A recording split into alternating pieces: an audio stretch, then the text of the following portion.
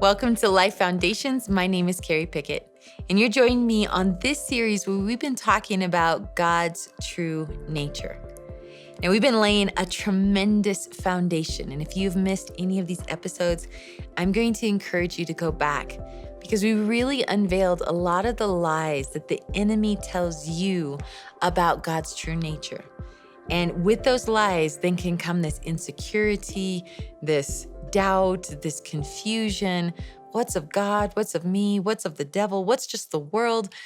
Guys, we talked about these lies so that you truly can know God's true nature. Because when you know your God, well, then nothing is impossible. And we laid a foundation that was really, really important in these last lessons. And that foundation was that God's true nature is contained in this word. You will see the goodness of God. You'll see the fullness of God contained in this word. And people will say, well, if God's as grand as you say, he is, Carrie, which I talked about that in the last episode. It talks about God can hold the universe in the palm of his hand. The universe. Wow, you just try to get a picture of that, like in our human mind of scale, the massiveness of our God, right? And so how with that great almighty part of God, how can he fit it into his word? Guys, that's why when you hear me, when you hear other ministers, when you hear Andrew Womack, when you hear us, our material here at Charis, we talk about the power of God's word. Guys, this is not this little flimsy book that kind of contains, some thoughts and random musings of a God. No, God himself made this the representation of who he is so that you and I could know him, that you and I could walk in the depths of who he is and the truth of who he is, so that then as that transforms our heart and mind. That's why Romans chapter 12, verse 1 and 2 is so powerful. In fact, let's turn there together. Romans chapter 12, verse 1 and 2. I beseech you, therefore, brethren, by the mercies of God, that you present your bodies a living sacrifice, holy, acceptable to God, which is your reasonable service. And do not be conformed to this world, but be transformed by the renewing of your mind, that you may prove what is good and acceptable and the perfect will of God. This is what's so powerful. When we talk about this word, it has a transforming power. It's a transforming power in your heart, in your mind, in your beliefs. It has a transforming power when you apply it to your body, your physical body, when you start applying its power to your finances, when you start applying these promises to your marriage. Guys, I'm telling you, this is living and active. We talked about that in Hebrews chapter 4, verse 12. The word of God is living and active and sharper than any two-edged sword. And it has the power to show you what is of the spirit, what is of the flesh, and what is of your soul, what is the mind, will, and emotions. It has the ability to show you the motivations and intentions of your heart. It shows you when the devil is giving you lies and when the devil is disguising some of those lies as facts. When the devil says, oh, well, the doctor said, so, I guess that's what's going to happen. No, that's a fact. It's not the truth, because the truth, the power of God's word is so much bigger here in this word. So when we look at this transforming power, right? When we look at this, well, then how do we now release that? And I want to go with you through in this episode, begin something super powerful, to begin to reveal to you something that was a really powerful revelation to me. I was in Russia and I'd already been through Bible college at Charis Bible College. I had done my first and second year. They didn't have third year at the time. I did my first and second year, and I went to Russia, and I loved the Word of God. I had always loved the Word of God, even when I didn't understand it. I remember I got my first Bible when I was, young, but the first Bible I felt like I earned. I had earned it by memorizing a whole bunch of verses through, the Bible week at the Lutheran church. And so I won this Bible, and, I had all my little ribbons in it, and I got all my little, tabs in it, and I had my highlighters, and I would carry it around with me. I didn't understand it. I didn't know what to start in first, But I was so excited because I knew one day I'm going to know what this says and I'm going to teach it. So then as I grow up, I go to Bible school and I love the Word of God. I spend time in the Word of God. As I go to Russia as a missionary, I'm teaching the Word of God. But something happened while I was in the Word. And even as I was teaching the Word of God, God started showing me something really powerful. And I'd like you to turn to 2 Corinthians. It says, "For all the promises of God in him are yes, and in him amen, to the glory of God through us." Now, this is what is so powerful about this verse. And this is where I'm wanting to now build a new layer into this series. We've talked about these foundations of the word. We've revealed so many of these different lies. We've talked about the sovereignty of God. We've talked about some really key principles. But I want to show you the power of who he is in this word. I want to show you the depths of how he has revealed the fullness of his nature and character and how this word is so rich with who he is. So it says, "For all the promises of God are yes in Christ." Find their yes in him. I've always seen it this way, and the Lord started to give me this revelation while I'm on the mission field, while I'm teaching the word. I'm going through 1 Corinthians and I'm reading this and I'm meditating on these verses. And I come across this and I just start reading it over and over and over because I knew there was something that God was wanting to teach me. And I got this picture of Jesus there on the cross with his arms spread out wide. And the Lord told me, he said, "Carrie, all my promises are yes in Christ." Every time you come across one of these promises in this word, they are yes. They are yes because of Jesus. They are yes in Christ. And I thought about that because here I'm trying to teach the word of God, trying to reveal the goodness of God in this nation that was so, God is harsh and punishing. He's a dictator. He's disappointed with you. And I'm trying to share the goodness of God and coming against all of this religion of you got to do, you got to give, you got to pray, you got to serve, you got to do all this stuff, right? And so all of this religion is there. And I'm looking at this verse, says, all the promises find their yes in Christ. See, the promises of God aren't looked at. God doesn't look at these promises and only say yes to you when you have done them, when you have done enough, when you've read your 3 chapters and you've given, you've tithed, you've served, you've sacrificed, you've fasted, you've repented, you've sackcloth and ashes, right? He's not waiting for us to do those things, then to say, "Oh, okay, now you can have the promise." No, it says all the promises find their yes in Christ. So these promises, as he was dying on the cross, as his arms were spread out and wide, it's like he was saying, yes, they belong to you. Yes, healing is yours. Yes, prosperity is yours. Yes, peace and deliverance is yours. The fruits of the Spirit is yours. Now, no longer condemnation, guilt, shame, none of that is yours anymore. Regret, condemnation, the burdensome parts of the law, it's not yours anymore. I take them upon myself. All the promises found their yes in Christ. We're going to go into this and I'm going to share some powerful principles, but we're going to keep feeding into that verse and going into depth on that. But let's look at the rest of the verse. It goes on to say, again, in the NIV, it says, "So then all the promises find their yes in Christ. And so by him," because of Jesus, "so by him, the amen is spoken by us to the glory of God." See, it is through a relationship with him that you and I come to a revelation, that come to an understanding how and what to say amen to. See, it's as we're in this word that we start to have a relationship with the nature of God. It's in him, it's through him. Now, what happens is we get to do what? We get to say amen, which is "so be it, let it be done according to your will," Lord, right? There's this cry of amen, not just like this, "Well, amen. I I guess so, Lord. Guys, I'm talking about when you have a relationship with him and you start having a relationship with this word, right? Because you've heard me say before, it's you can't have intimacy with the Father without intimacy with the word of God. You can't have relationship with him without getting into this word. So as you get into these words and you see his promises and you see who he is, you start to realize, man, Christ in me. And so through him, now there's this revelation and there's this excitement to be able to say, amen. So be it, let it be done. And when that happens, what happens? When you start saying amen to the promises of God, all right, your word says this, your word says I'm healed, your word says that I am whole, your word says my past is no longer an issue. Well, then, amen. So be it.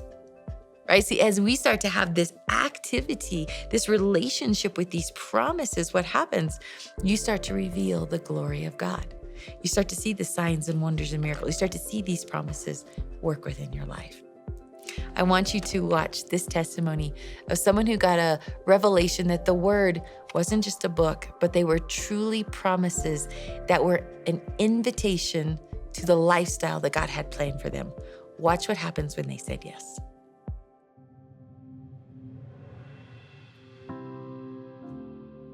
I grew up experiencing the presence and power of God in my life. And after high school, somewhere along the way, the word of God just didn't become very important to me. And when you experience the power of God and the presence, you just, it's what you're feeling. So you just long for that. And it's natural to just look for that again. For a good 10 years, I just found myself kind of confused, but yet all I knew was just to keep seeking the presence, almost in a sense. I had a relationship with God, but I was just missing something. The Lord brought Andrew onto my radar through YouTube, and there was something that felt really sweet and right when I would listen to him. And so I just kept him on, and I would do my work. I worked at home, and I would just listen to Andrew all day long. And as I would listen over a period of weeks and months, I just started to get revelation. And I realized the first revelation was this man is taking God at his word. The Bible was reality to him. It was the word of God, and it was his life. And I realized it was not my life. It was really just ink on pages. But when I saw Andrew preach the word of God and it worked, he had the fruit, he had the healing, it was working for him. It was really what I needed to show me that the word of God was missing in my life. So I began to just really seek the Lord and pray in tongues a lot. And that made the word come alive to me. It made it a completely new book. I would open it up and be like, how did I grow up in church and never see this before and see these stories and see this detail? It just became a whole new world. After coming to Charis, I could just sit under the teaching and let the word of God take even more root in me without distractions. And it was just amazing. I'm standing firm on the word of God, and I know that his word is true, and what he says to me is true, that he loves me and he has the best for me, and his promises are for me. And that is my foundation that I'm standing on.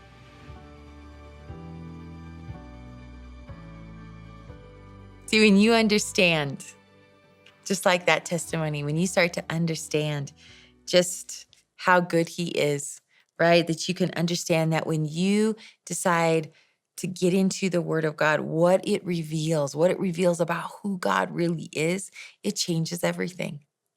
You and I can have the same testimony, not just salvation, but I'm talking about a daily relationship with God, that you keep going to this word and saying, you know what, Lord?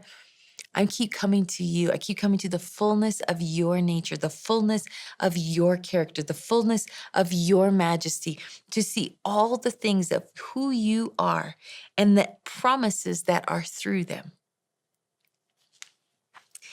So I share this a little bit on meditation and when I talk about the Holy Spirit, but let me share a story with you of how I really started to get this word.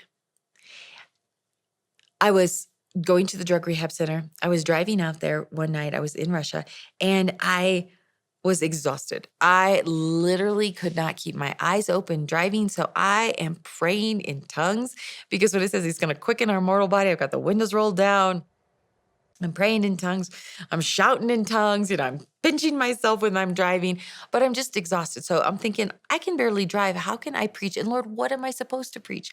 Because by Friday, I'd already taught like 20 hours within Bible school, besides all the meetings and all the extra stuff I was doing in the evenings.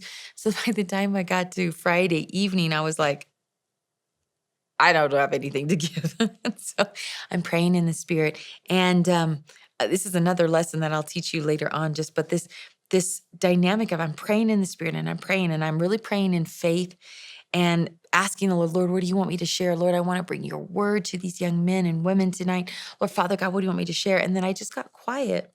And then the Holy Spirit started to translate to me. He started to interpret what I had been praying in tongues.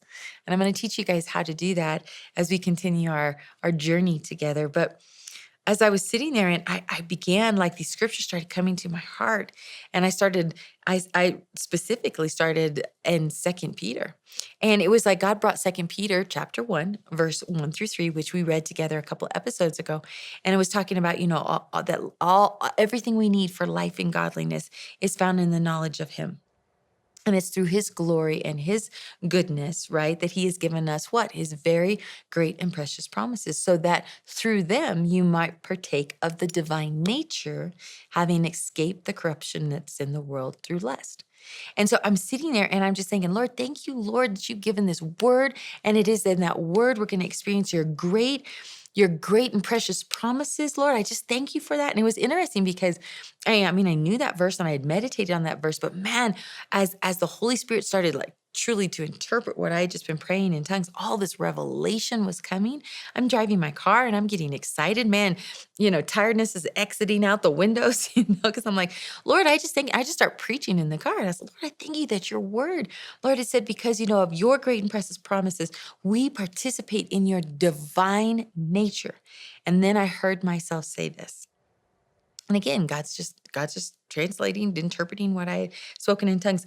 Lord, because every promise is attached to your nature. Every word that you speak to us, every promise in your word comes from who you are. And I just stopped. And then I just sat there. And it might sound simple, but I'm going to go into what the depth of this really means, because it was like, there is no promise in the word of God that is not attached out of directly who he is. So when you start doing actual study on the names of God, right? And we'll know God, as Jehovah Jireh and Jehovah Nisi and Jehovah Sidkenu, and you look at all these names of God, and sometimes people can be like, oh well, that's the old covenant. But guys, I wanna share that what I said before about the fullness of God, the fullness of his nature being in this word, the depths, that breadth and height and width of God. How is that revealed? It's revealed because he starts telling us who he is. I'm the God of this, the God of this, I'm the God of this. And he starts labeling, he starts defining who he is in the word. And in those declarations of who he is, then it's not just like, I am Jehovah Rapha, the Lord God, the healer. No, then he demonstrates, and then he gives us promises, and then he does signs and wonders and miracles. All of those things following what? His revealed nature. See, when I started doing this, I started to realize, oh my goodness. And so I started doing this assignment with my Bible school students. I started taking all the names of God, and I told them, I described all the names of God, what they meant, what part of the character of God that is. And I want to share some of those powerful principles with you. But then I had them do something. I said, now I want you to find 3 promises that match that attribute of God. And they were like, what? And I said, and I gave them a long time to do it. I said, you have like the next 3 months, but as you're reading the word of God, every time you read promises, every time you see a promise of God, I want you to figure out where does that promise come from? What part of his nature? And they came back so excited and came back with all of these scriptures and all of these things. And I want to share some things with you today. Because here's the thing, all the promises of God, if they find their yes in Christ, right? If they're finding, and when Jesus died on the cross, he was fulfilling the word of God. When Jesus died on the cross, he said, if you've seen me, you have seen the Father. And in fact, let's go to Hebrews. Hebrews chapter 1, verses 1 through 4 says this. Long ago and at many times and in many ways, God spoke to our fathers by the prophets. Right? And that's what we see in the old covenant, that God was trying to reach us and speak to us through the prophets. And he said, but in these last days, he has spoken to us by his son, whom he appointed the heir of all things, through whom also he created the world. He is the radiance of the glory of God. Who's he? Jesus. He is the radiance of the glory of God and the exact imprint of his nature. That is such a powerful verse, that he is the radiance of the glory of God and the exact imprint of his nature. And he upholds the universe by the word of his power. After making purifications for sins, our sins, he sat down at the right hand of the majesty on high, having become as much superior to the angels as the name he has inherited is more excellent than theirs. You know, you look at this, and when you see Jesus, when you look at this word, when we see what Jesus has died to give us in this relationship with God, to be able to have communion and fellowship with God, it says, that you and I have been made complete. Colossians chapter 1, verse 10. You and I have been made complete in Christ Jesus. The fullness of the Godhead bodily lives within you and I. Guys, I'm telling you, the fullness of all this nature and all this character of God lives inside of you and I. That's why when you and I pick up the word of God and start seeing these promises, we go, wow, that's my promise. Oh my goodness, that's exactly who I am. That's what I possess. All right. Yes, Lord, because now your spirit is confirming this is yours. Why? Because he lives within you. And because he lives within you, this promise that this word declares is yours today. This is powerful because when we see that he is the exact imprint of the true nature of God, when you see Jesus, when you invite Jesus into your heart, you now have the ruling, reigning nature of God that you have access to. Now, does that mean we always walk in it? No, because sometimes we turn to the things of the flesh. That's why Paul would say in the word, if you set your mind on the things of the spirit, you're going to walk after the spirit. But if you set your mind on the things of the flesh, you're going to walk after the flesh. Guys, today the promises of God have been spoken over you. They have a big yes declared over your life. And today you get to decide, are you going to say amen to those things? I have so much more. We're going to jump in to start talking about the nature of God and these promises. And I believe you are going to get some absolute words from the Lord that declare some things for your specific situations. This is going to set you free. But maybe today you have said, you know, I haven't been saying amen to the word of God because I wasn't sure if there was a yes over my life. I wasn't sure if God really wanted to do all of these things for someone like me. Can I tell you today, all the promises of God are yes in you, for you, towards you today. They are found in you. Call us here at Andrew Womack Ministries and Charis Bible College, or we would love to pray with you and come into agreement that these promises are yours today so that you can say amen. Not just a flippant amen. I'm talking a powerful in agreement with the word of God. Amen. And when you call in and talk to our ministers, I want you to ask about this. This is my free book for you. This is free so that you can get into the word of God, so that you can see the nature of God. You can see the promises of God. And guys, this is really powerful because I combine promises with his nature. So you're going to be able to line it up and say, okay, he's not just Jehovah Rapha, my healer, but these are the promises to declare over my life because this is the nature of God and this is the promise that belongs to me. You're going to want to get this. This is a powerful free gift for you today. Also, when you call in, this is something that we've done for you. This is as seen on TV, where you are going to see all of the things that we've been talking about as we go into these lessons, you need to hear this again, because so many times the enemy has been lying to you and telling you all these things. So you need to continue to get this word inside of you to stir up your heart of who God is within your life. So not only this, but get that scriptural devotional so you can hide the word of God in your heart. I'm so excited about our next lessons, guys. I've been preparing these lessons for you for quite some time to be able to show you the true nature of God and the promises that belong to you. I'll see you on our next episode. And as you go about today, ask the Lord to show you how much He loves you.